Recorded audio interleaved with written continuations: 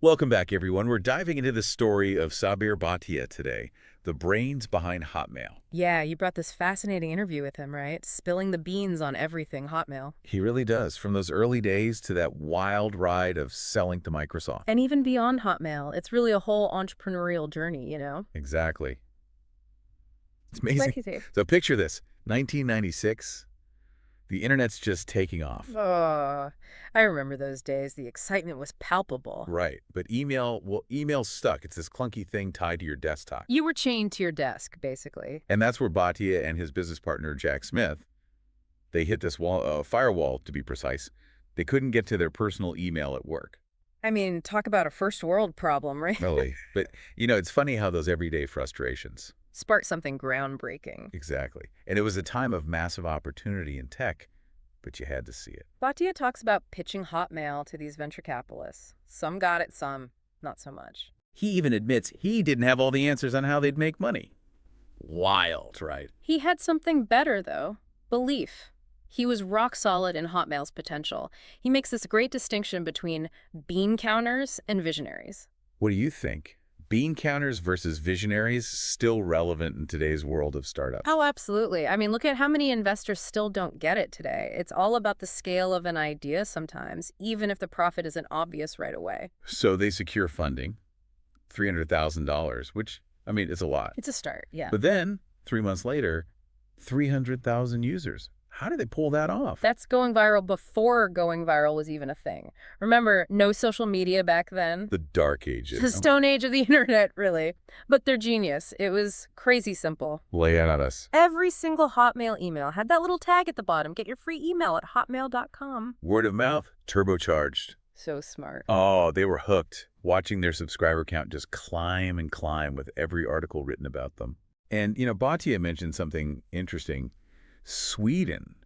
They had this surprisingly high adoption rate early on. What do you make of that? Sweden. Well, think about global internet use back then. Right. It was a different landscape. Sweden was light years ahead, probably had way higher internet penetration than, well, almost everywhere else. So for Hotmail to take off there. It's a huge sign.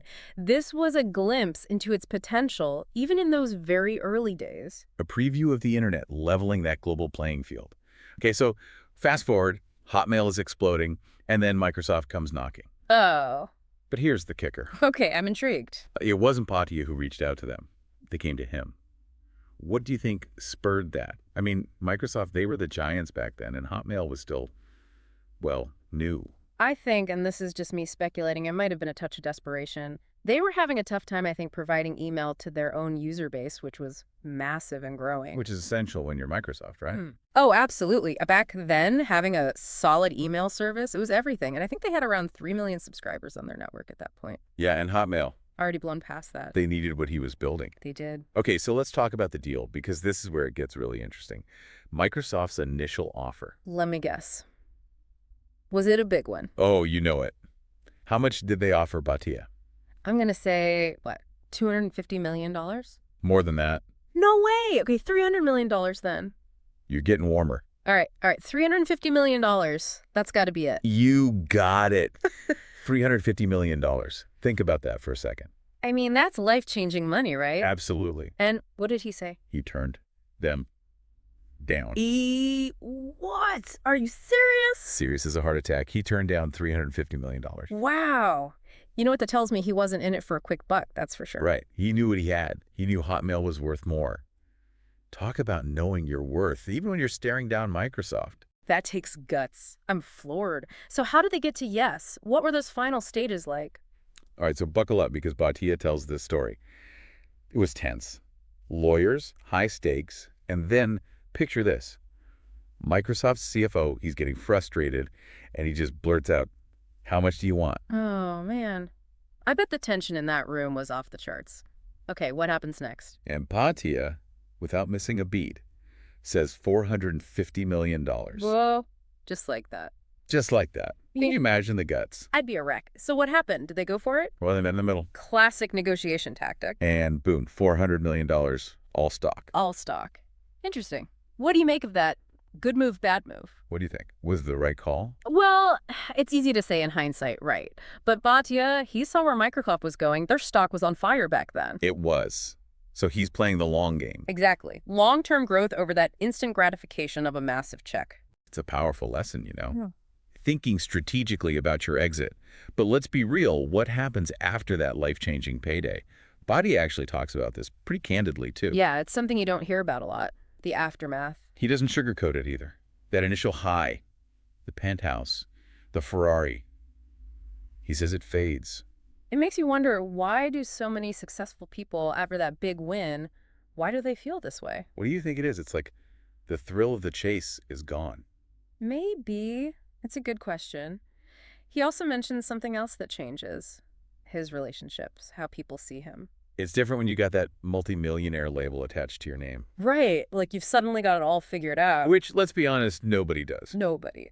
But it's interesting, this side of success, we don't talk about it much, do we? The weight of those expectations. We should, though, because Yeah. it's real.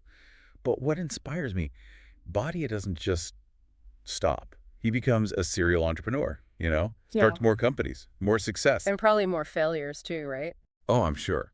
But that's where the good stuff is, the lessons. Yeah. He talks a lot about certain skills, like selling, emotional intelligence. Stuff they don't really teach you in business school. Exactly.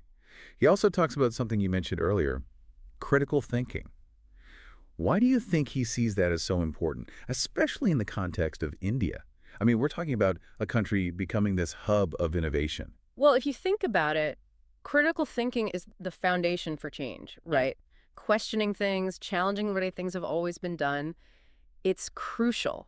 He talks about this need for a shift in mindset, particularly in India, especially in education. It's not enough to just memorize facts anymore. You have to be able to actually think about them, analyze, come up with new ideas. Absolutely. He's talking about moving away from just rote learning and more toward nurturing a whole generation of problem solvers, innovators. He uses this term, Hunda. Hunda, what's that? It refers to a more traditional, almost, safe approach to business. And he contrasts that with, say, Silicon Valley, that move fast and break things mentality. Do you think there's a middle ground there? It's a good question. How can a country like India balance its traditions with this need to innovate and disrupt? Bhatia seems to think that this new generation, those 18 to 35-year-olds, they think differently. Because they have to. He seems to think so. They've grown up with the internet. They've seen entire industries transformed overnight. They're more comfortable with risk. They're also way more interconnected globally. It's a different world. What do you think that means for the future of entrepreneurship? How does it change things? Well, I think we're going to see a real change in how businesses are built, how they grow. It's true they have. I think for me what stands out, though, is Bhatia's persistence. Even after that massive Hotmail win, he doesn't stop. He keeps pushing, He could be on a yacht somewhere sipping cocktails. Exactly. But he's still out there building, sharing those lessons. It's inspiring, really. And that circles right back to critical thinking, doesn't it? It's not a one-time thing. All right, it's a muscle you got to keep using. You snooze, you lose, right? And the business world, it's changing faster than ever. The people who can analyze, adapt. They're the ones who'll make it. 100%. Bhatia, she's got this great line in the interview. He says this generation that's coming up, the 18 to 35-year-olds, they think differently. Because they have to. He says they have to. They've grown up with the internet, right? Seen things change overnight. Industries disrupted. The old rules don't apply. Exactly. They get that. They're not afraid to take risks, to try new things. Those technologies, they're not new. They're just life. And they're not limited by geography in the same way. Right? Oh, totally. The world is their oyster, like that old saying goes. What do you think that means for the future of entrepreneurship? I think it's going to be really exciting, honestly. We'll see businesses built in totally new ways, scaling faster than we can even imagine now, probably. Do you think so? Yeah. Because of that global perspective. Partly. But they're also not afraid to think outside those traditional boundaries. They'll collaborate with anyone, anywhere. Global from day one. Exactly.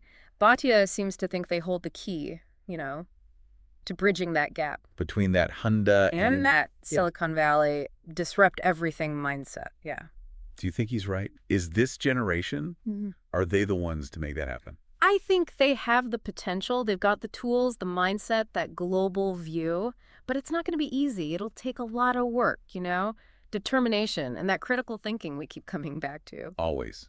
It's never a walk in the park being on that cutting edge, is it? Never. Yeah. But as Bhatia's story shows, man, the rewards, huge. Not just the money, but the impact. You can change the world. So we've covered a lot of ground today. Sabir Bhatia's journey, that's a wild ride. From that aha moment with Hotmail to all those insights on what it takes to really innovate. We could all learn a thing or two from him, that's for sure. Absolutely. And for everyone listening, we always say this, but it's about what you take away from this. Yeah. What are you going to do differently? What resonated with you? What's that one thing that's sticking with you? Because we can give you all the information in the world, but it's about taking action, right? Mhm. Turning it into something real. And who knows, maybe someone listening right now, they're the next Sabir Bhatia, about to spark some amazing change. Now that would be something. Keep exploring, everyone. Keep asking those questions. And keep diving deep. We'll see you on the next one.